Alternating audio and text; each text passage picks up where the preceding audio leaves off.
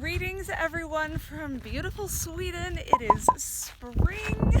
I'm wearing a t-shirt. I'm all tangled up in the dog leashes now.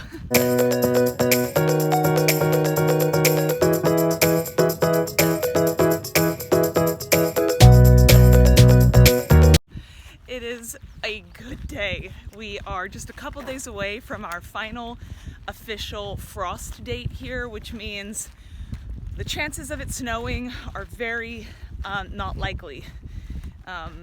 Anyway, so it's just full of good feelings here and happiness and warm air and sunshine. The flowers are blooming, the grass is growing. Like, I'm telling you all, until you've lived in a climate of major seasonal deprivation, you just don't know how righteous spring is. I totally get now why like people of the Nordic nations were pagans and like worshipped fertility and, you know, spring and all those kinds of things, because the darkness and the cold and how long it lasts and the snow every year, it really takes a toll on your psyche. Anyway, you all are gonna have to just bear with me with this filming because I can't find my selfie stick. Is that what they call it still? I don't even know. My mobile tripod or unipod. I'm gonna shut up now. Anyway, I couldn't find it, so I'm just holding my phone. So it's gonna be wobbly and my shoulder is gonna get tired. So today is Wednesday, so we are like well into week 2 of my cut diet that I'm doing right now. And I realized I have yet to upload an initial video where like I was supposed to do my live weigh-in and my live measurements, and you know, so I did take a very brief video where I filmed my measurements in a sense that I had the camera going so that I could orally record what my readings were.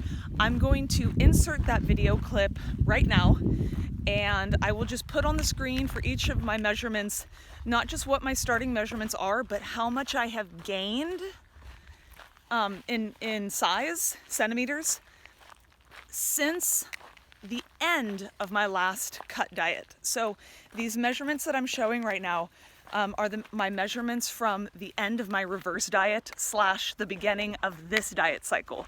So it'll show on the screen what the measurements are and then what I gained over the course of my reverse diet. So here's that clip right now. My daughter's here. We need to take our measurements. Yeah, because today is day 1 of 16-week cut. So I already weighed myself a couple days ago. I was 67 kilo even. So now we just got to do measurements. So here we go. Right, Mace? Hips are 38 inches or 96.5 centimeters. Waist is exactly 79 centimeters, which is 31.2 inches. Underbust is exactly 31 inches, which is 78.8 centimeters. Bust without sports bra on was 91 centimeters, which is 35.75 inches. Thigh is 57 centimeters, which is 22.5 inches. And glutes at their very peak are 100.5 centimeters, which is just a hair over 39.5 inches. Okay, so let it be written. So just as a recap, I don't have like the data in front of me, but I do know I gained centimeters across the board, which is good in a sense, and I'll explain why in a minute. But I also want to just say that my starting weight for this cut is 67 kilos even. So all in all, I gained the inches and centimeters that you guys saw on your screen. Look at this. Oh my gosh, spring. All these flowers. Plus I also gained 2.5 kilo, which is 4.4 5.5 pounds. I should mention that those measurements, like my weigh-in and my measurements, I did them like a couple days before my period started. So that might have inflated my data a little bit because I was pretty bloated that day. And it might make my after results for this cut seem a little more dramatic than they actually were, but I don't know. Anyway, I am not upset at all about my gains, even though probably the majority of the centimeters and the weight that I gained was fat.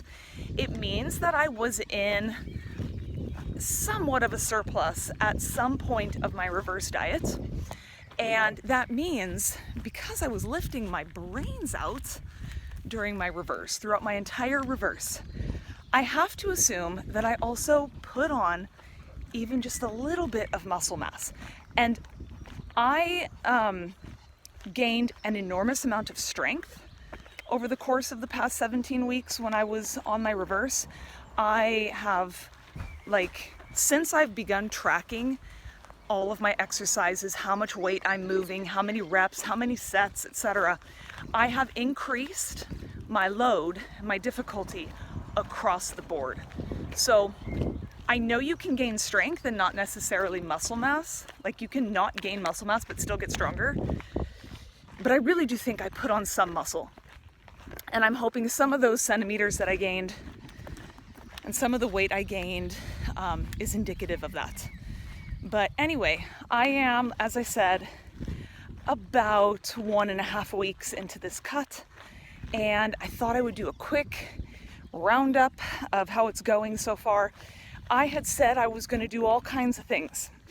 So the things I did do were, according to schedule, I increased my water intake.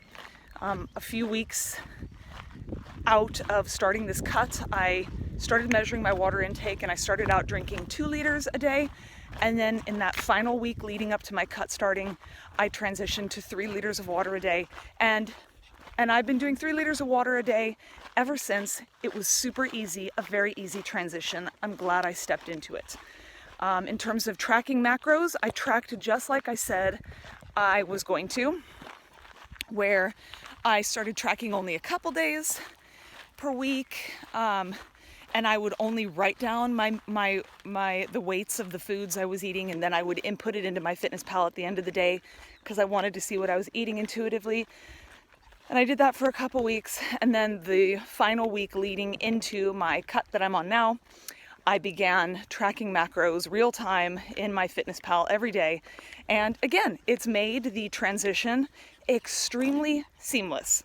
I feel like I've been doing this my whole life. I feel like it's just natural. I don't even recognize that I'm doing it. So for anyone out there who's new to macro counting, or you're thinking about getting back into it and you're afraid it's going to be this big old bitch of a task, I'm just here to say that it's like riding a bicycle, just ease into it over the course of a couple weeks. And, it's just back to same old. Very easy. And for anyone who's new to macro tracking and tracking food and weighing and doing it in MyFitnessPal, I remember when I first started, I was like, what the hell is this? Who has time for this? In fact, I postponed even starting it for 9 months, thinking I did not have time for it. I'm here to tell you that after a month or 6 weeks of doing it for the first time, it becomes second nature. You get into a routine and a habit of doing it. MyFitnessPal, if you usually eat the same foods, so to speak, in a week, MyFitnessPal remembers, what you're eating. And so it's so easy to search for your foods and put in the data and stuff. It gets so much easier, y'all. Anyway, so those are the things I did do. I also rewrote all of my workout plans because I have been doing the same workout plans for the past 8 to 9 months. And the reason I've been doing that is so that I can track my progress and see that I am progressing in strength and ability. The things that I did not do that I said I was going to do were intermittent fasting. I found that I never needed to, because in particular, that last week leading up to my diet starting, when I started tracking my calories and my macros in MyFitnessPal every day, I wanted to adhere to a certain, I think in that last week, I wanted to adhere to 2,500 calories per day. So I stuck to that, and I found that I did not need any more food at the end of the day when I got that many calories into my diet. And I also didn't want to overshoot that goal. So once I reached my calorie goal for the day, which was all at dinner, I didn't have space left in my macros to eat anymore. So so by the time I started my diet, that habit had already been kicked. So I just input my food into MyFitnessPal, and I make sure I spread out my protein throughout the day properly. I know my signs when I have not had enough fat. If I've had too many carbs, if I haven't had enough carbs, I know those signs from my body, so I know what else to eat throughout the day, so that after dinner, I'm full, I'm fed. It hasn't been an issue. I also have not had a period yet since I started my diet. Like, it's not that time yet. So maybe once that time of the month comes around, I might get hungrier and I might face some problems. But as of right now, it's really simple. Like, there's nothing to report. So, for like this month, I am aiming to eat 1,750 calories. That's far fewer than I had hoped to eat. But I feel like even though I was quote unquote maintaining my weight at 2,400 to 2,500 calories a day, I wasn't there really for long enough, and I did gain 2.5 kilos. So while I say I was maintaining, I think I was slowly gaining in that time, which I was okay with because I was trying to build muscle mass. But I actually think my maintenance is lower than that. I think my maintenance is somewhere around 2,200 to 2,300 calories, like if I was going to just not gain anything at all. I don't know, but I just wasn't on a reverse long enough to have a really nice long stretch of data to go off of. So I feel very comfortable with eating 1,750. So I'm gonna just track my weight loss, see how I feel, see how it's going, and adjust it. I do plan on lowering my calories or increasing my cardio toward the end of this cut. I just don't know when. It's all going to depend on if I hit a plateau or, something like that. I don't have anything else to say. So those are my measurements. That's what's going on so far. Like I said, I'm 1.5 weeks in, so I will be checking back in at the end of my first month, which should be, like at the end of May. So end of May, I will do a recap with measurements, weigh-in, progress pictures, that kind of thing. And so stay tuned. We'll see if anything changes between now and then. Okay, bye.